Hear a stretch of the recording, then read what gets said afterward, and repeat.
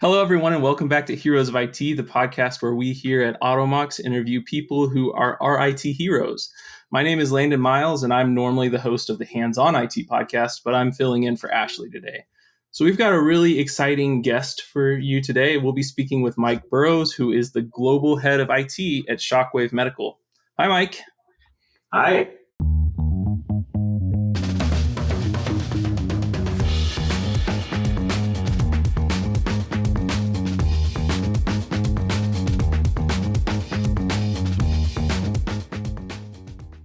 All right. Hi, Mike. Let's go ahead and get started. Would you like to give us a quick background on yourself, your job, and what Shockwave Medical does? I am Mike Burroughs. I'm the global head of IT for Shockwave Medical. Been at Shockwave Medical for about 5 years, also served as the organization's chief information security officer. And my background has been primarily focused as being the security or IT leader for medical device and healthcare organizations. And really focused on both enterprise security, technology advancements, and then medical device security as well. Well, very neat. So how did you get into IT in the first place? Yeah, so that's always a fun question. So I actually started within, I would say, the legal field, doing forensics, doing a little bit of IT work with that, being an expert witness on complex, whether it was civil technical cases or criminal cybercrime related cases, and testifying as an expert witness through the discovery process as well, and then translated on to the world of IT and security when it comes to consulting and building programs from scratch to get them certified, to help the business achieve their overall transformational goals, both within, again, that technology and security space. Well, sounds like you've got a lot of experience in that field, and that's very, very neat. So is there any advice that you'd like to give to kind of someone looking to start a career in IT or looking to advance their career in IT? Yeah, always be curious. Be curious of what is going on from the technology side and technology advancements. And I think we know AI is really hot right now. And I always encourage my teams, especially the junior folks on my teams who are just starting their careers, to certify, to be curious and explore, and really understand where the landscape is changing and going, and to try to stay ahead. Nice. Yeah. A while back, we had a guest on this podcast that said their advice was, anytime you think, that's kind of weird, go take a look at that. So exactly. I like that advice. I like that advice too. But so let's dive into your background with Automox a little bit. So how do you use Automox? So first and foremost, I would say I'm a long-term customer of Automox. Right. I've used them at other organizations and brought them in. How we use it at Shockwave is our primary tool to understand our vulnerability landscape, to also prioritize patching and get visibility to our remediation efforts when it comes to vulnerabilities. And then also push out and provision new applications to our very expansive remote user base, to make sure that we are achieving technology operational efficiency and excellence within our IT and security programs. Oh, very neat. Well, how many endpoints would you say that you manage? So we're around 2,000 endpoints. Okay. Yeah. Very nice. That's a lot. That's impressive. I have a demo environment that I run with like 60 endpoints, and they're just all little VMs to kind of show stuff. And 2,000, that's pretty cool. That's pretty cool. It's pretty wide and pretty expansive. Yeah. Sure. So are you mostly remote? Do you have people all over the US, all over the world, or? So we have folks all over the world. We manufacture our products within the US and now also in Central America. So our footprint really spans the globe, and I would say we're about 60% remote, 40% in office. Yeah. Wow. Okay. And then are there any unique challenges that your company has that Automox has helped you solve?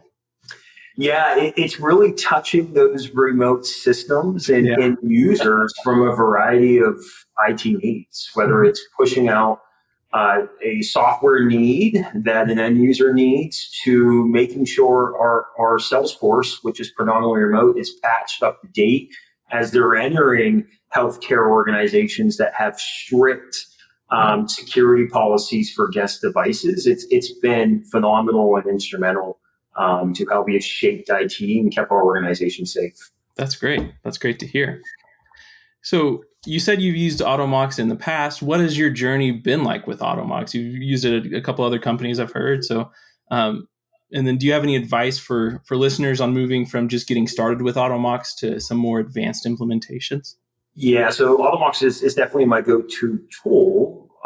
When I typically come into organizations, they're at a low maturity from a technology landscape. So by being able to deploy Automox quickly into a vast amount of endpoints relatively quickly, I'm actually able to articulate unique metrics to our board when it comes to mean time to respond to critical patches, all the way to being able to have a wide variety of vulnerability capabilities or vulnerability remediation capabilities to a non-standard user base that's now more remote than in office. And my biggest advice that I give to organizations that are looking at Automox, looking to deploy Automox is really spend the time to invest in the platform, spend the time to curate reports, and be able to continue to sell that value and sell that value of vulnerability remediation and that value of having clear and concise visibility, whether it's a Mac, Linux, or Windows device of your environment. That's the biggest advice, and really take the time to take the training and work with your account teams, because there's so much value that's added, especially in the community portals as well. There's always something new that you can add to your tool and arsenal. Yeah, one of the things I really like about working at Automox is getting to kind of interact with the community there too, and that's been a lot of fun to get to meet those people, get to work with those people in the community. So what's kind of your breakdown of endpoints? Are you mainly Mac, mainly Windows, Linux servers, or kind of what does your breakdown look like? Yeah, so I'm primarily 95% Windows. Okay. The other 4%, I will say, will be Mac devices, and then 1% is Linux. I mean, you always have to have some level of Linux in your environment. Oh, yeah, I love Linux. So that's great. Always fun. Yeah. What are those primarily servers, or kind of what are you using on the Linux side? Primarily servers, and they focus in our operational technology space. Okay, nice. And then do you have any recommendations for managing servers versus managing endpoints within Automox? Yeah, I would say definitely create your unique workflows for servers that are completely different than obviously your just standard endpoint devices, and focus on with the philosophy and the mindset of what are things that you can utilize Automox for that take away the dirty tier 1 work away from your system admin and allow them to work on high value tier 2, tier 3. If you work in those model frameworks, it improves work-life balance. I can definitely say for sure, and it increases efficiency. I mean, it's very rare to be in an organization where we are really hitting our remediation SLAs. We're able to push out software much quicker, much faster to our broad virtualized server environment. So we love to hear that, and love to hear that it's saving time, work-life balance. And one of the jokes that was made in another one of our podcasts was that one of the best things about Automox and the best way to find a problem to automate is if you find something you really, really hate doing. And it's like, I don't ever want to do this again. So, no, that's a good one. Yeah. So this month in our podcast, we're focusing on next level automation. So can you share a couple of your favorite things that you've automated, a couple of problems that you're like, hey, I'm really proud of how we automated this. This is great. Or even like, hey, I'm glad I never have to do this again. So. Yeah, I think one of the biggest ones for our organizational advancement was we added it to our overall life cycle management process flow. So we are able to identify the actual business groups of PCs and be able to automate the push of certain software off the bat. Okay. We've been able to also automate vulnerability remediation efforts when it comes to critical and high patches, and get it through our vetting process a lot quicker out to full production deployment. And so what did this do? It actually reduced the need for a lot of headcount in our lifecycle management area, just because it was very manual, very burdensome. When we've actually been able to show ROI and value efficiency of using Automox when deploying software and getting our business users up and running. And when I mean business users, our most critical frontline folks, which is our sales teams that span the globe. So it's been great, and there's been advancements with automation and workflows within Automox that we're continuing to leverage, we're continuing to explore. So it's just overall been a great relationship. Well, good to hear. Good to hear. And then with 2,000 endpoints out there, do you have any tips on staying organized with groups or tags, or how do you make sure everything's organized within your console? Make sure that sales devices are in the sales group, or kind of what tips do you have on that? Group and tag everything is what I basically tell our team, and then take advantage of integrations to other third-party platforms that you have in your environment that can feed information to back and forth to be able to better identify and tag a user to a particular device, which also maps it to a business unit group as well.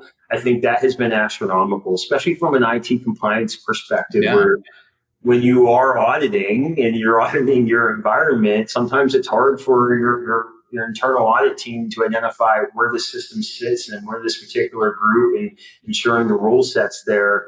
I think that has helped us instrumental by following those steps that I just cascaded down. Yeah, that's great. That's great to hear. And I will definitely be using some of those tips for myself too. The tag everything. I like that. Tag and group everything. Well, thank you so much for hopping on this podcast with us today, and really appreciate your time and your insights too. And thank you very much for having me. Yeah, it was my pleasure. And thanks for listening to the Heroes of IT podcast. And be sure to check out the other Autonomous IT podcast every Tuesday and Thursday for new episodes.